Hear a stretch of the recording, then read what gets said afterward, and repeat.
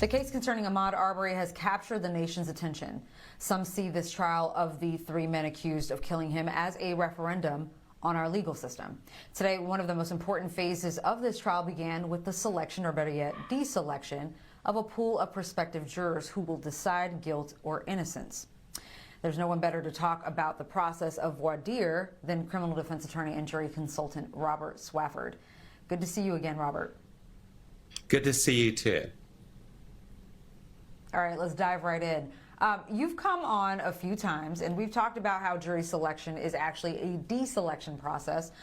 For example, prospective jurors were questioned in a group of about 20 today. 13 of the 20 said that they had already formed an opinion on the guilt or innocence of the accused based on pretrial publicity.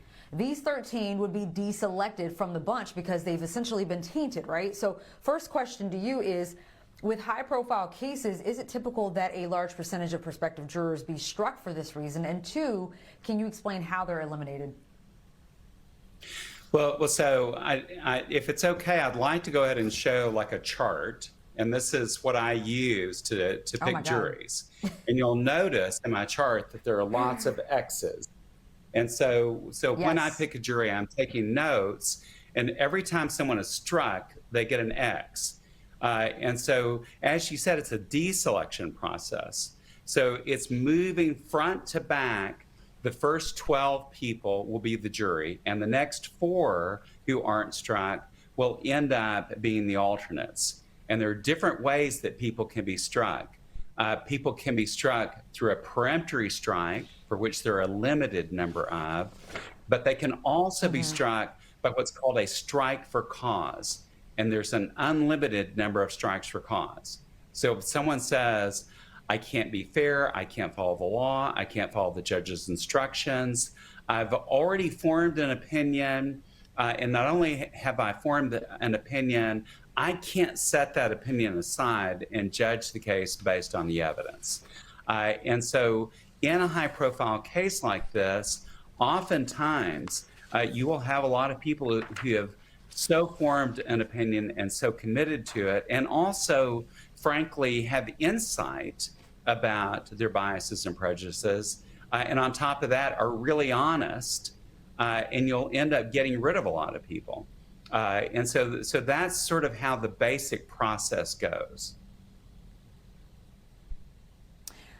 Now, Robert, the key isn't about finding someone who hasn't heard of this case, right? But if they can actually set aside what they think, what they know, and decide the case solely on the evidence, so can any of them be rehabilitated? Yes, and it happens all the time. And this is where, you know, a judge has enormous power in terms of how they conduct voir dire. And in Texas, we call it voir dire. And voir dire is the part where you get to question the jurors, and then the lawyers get to make either a strike for cause, or they get to make an argument or do additional questioning in front of the judge. And so a judge has a couple of options. A judge can say, well, you've heard about the case, you formed an opinion, you seem to have a bias or a prejudice, and so I'm going to go ahead and strike you for cause. And then the person is no longer on the jury, and you move to the next person. The judge could, however, come in and do additional questioning. And if you watch the jury selection in the George Floyd case, that judge did a lot of additional questioning. And then the judge can say something like, well, it's one thing to have heard about the case, it's one thing to have formed an opinion, but my question to you is, could you follow my instructions? Could you follow the law? Could you set that information aside and then judge the case just based on the facts and the evidence and the law that's presented in trial? And oftentimes, people will go ahead and say to a judge, well, Judge, if you're telling me to do that, then I'll go ahead and do that. And so really, the judges have enormous discretion during this process. All right, we need to go to break, Robert, but we've got more with you, the expert jury consultant, when we come back. Welcome back to Making the Case. Still with me is criminal defense attorney and jury consultant Robert Swafford. All right, Robert, before the break, we talked about how a jury is, well, basically a jury selection is basically a deselection process. But what I wanted to ask you about is that before being questioned individually by lawyers from each side, there was a hearing that was held on what questions both sides could actually ask. The defense proposed 30 additional questions pertaining to thoughts on racism, the Black Lives Matter movement, and whether would-be jurors believe that the Confederate flag, which the McMichaels had on their pickup truck, was a symbol of racism. The judge ruled against most of the questions, but allowed some. What was the strategy there? Well, if I'm, if I were representing a criminal defense person in this case, I would very much want to know who had posted, who had made comments on, who had agreed with or retweeted anything related to Black Lives Matter, or who had participated in a rally with regard to Black Lives Matter. If I were the prosecutor, I very much would want to know whether or not somebody had posted All Lives Matter or Blue Lives Matter, because that would be a real, factor to look into. Okay, what is their worldview? Because people make decisions as jurors not based on how the world is, but how the world occurs for them.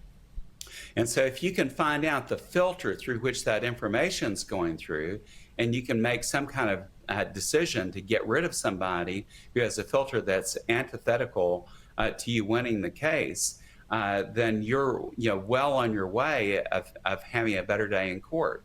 And the other concern that I have is that if they're able to go too far with that, is that people have the right to express themselves, a First Amendment right to express themselves on these issues. And it would be unfortunate if people who have a certain lived experience, and as a result of that lived experience, would tend to favor Black Lives Matter, would then in fact be eliminated from jury service by virtue of them saying, well, you've already formed an opinion, or you're disqualified, and leaving you with people who frankly probably have a tendency toward being racist.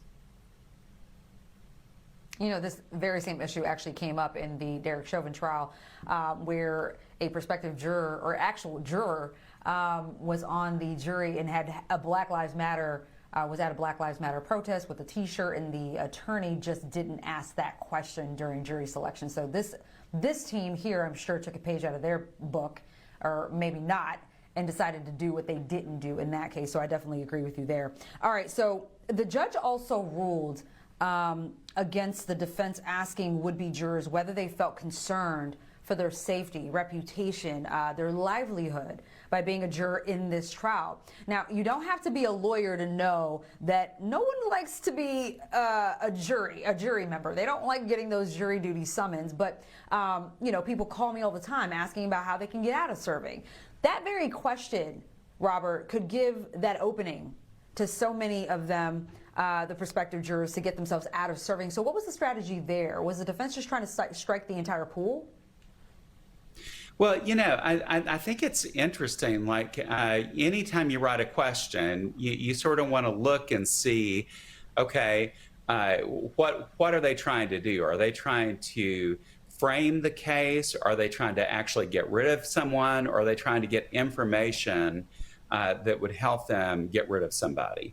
And so, that almost has like a feeling of intimidation, that it's like framing it in such a way that maybe you can't be fair because of what somebody in your community might say because it's a small town. But without, I don't know exactly why they're doing that, but I do know that judges, take great pains to protect their jurors. I've been involved in federal cases where no one could ever refer to either a potential jury member or a juror by anything other than their number. And so I don't know if that's possible in this case, but I think that was just an interesting, angle where they're either trying to plant a seed or get rid of people. All right, Robert Swafford, always a pleasure. Thank you so much for your time tonight.